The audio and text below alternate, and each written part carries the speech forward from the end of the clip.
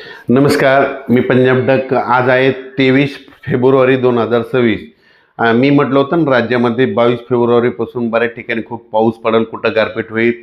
तर राज्यात काय झालं की खूप ठिकाणी गारपीट झाली, पाऊस झाला.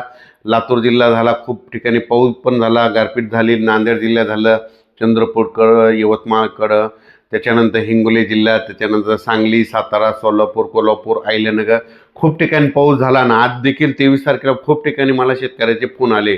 पण शेतकऱ्याचे असे फोन येलेत की आता हे पाऊस, आता आमचं नेमकं पीक काढायला आलंय आणि हे पाऊस कधी थांबणार, हे अवकाळी पाऊस कधी थांबणार.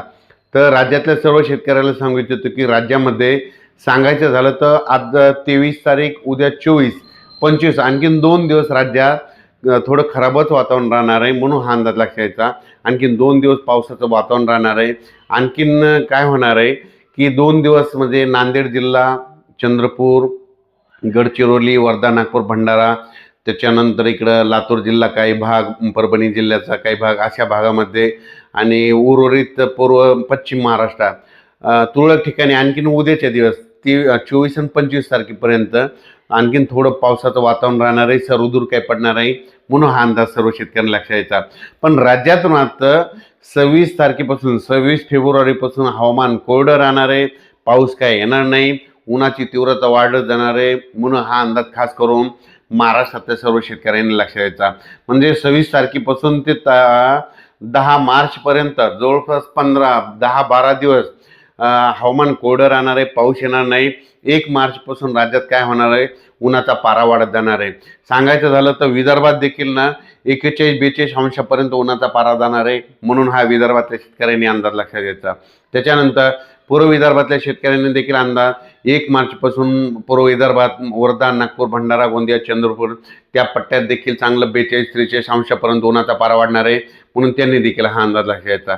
त्याच्यानंतर मराठवाड्यात देखील सर्व शेतकऱ्यांना सांगू इच्छितो की 26 तारखेपासून 26 फेब्रुवारीपासून तुम्ही गहू काढू शकता, कांदा काढू शकता, हरभरा देखील काढू शकता. कारण की 26 तारखेच्या नंतर हवामान कोरडं राहणार आहे. 26 फेब्रुवारीपासून हवामान कोरडं राहणार आहे. म्हणून मराठवाड्यातील शेतकऱ्यांना शेतीची कामे करायला काही हरकत नाही. त्याच्यानंतर उत्तर महाराष्ट्र आणि पश्चिम महाराष्ट्रातल्या शेतकऱ्याला सांगू इच्छितो की आणि 24 आणि 25 2 दिवसच वातावरण खराब राहणार आहे. पण 26 तारखेपासून हवामान कोरडं राहणार आहे. 26 तारखेच्या नंतर तुम्ही कांदा काढू शकता, गहू काढू शकता, हरभरा काढू शकता. म्हणजे सांगायचं झालं तर राज्यात 1 मार्चपासून राज्यात पूर्व विदर्भ, पश्चिम विदर्भ, दक्षिण महाराष्ट्र, उत्तर महाराष्ट्र, कोकणपट्टी, खानदेश सगळीकडेच उन्हाचा पारा वाढत जाणार आहे.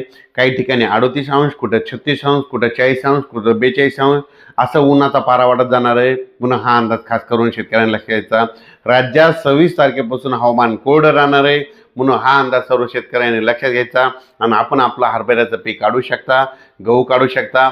फक्त राज्यात मात्र आता 2च दिवस, आज 23 फेब्रुवारी, उद्या 24 आणि 25 या 2 दिवसामध्येच आता राज्यात थोडं वातावरणात बदल राहणार आहे.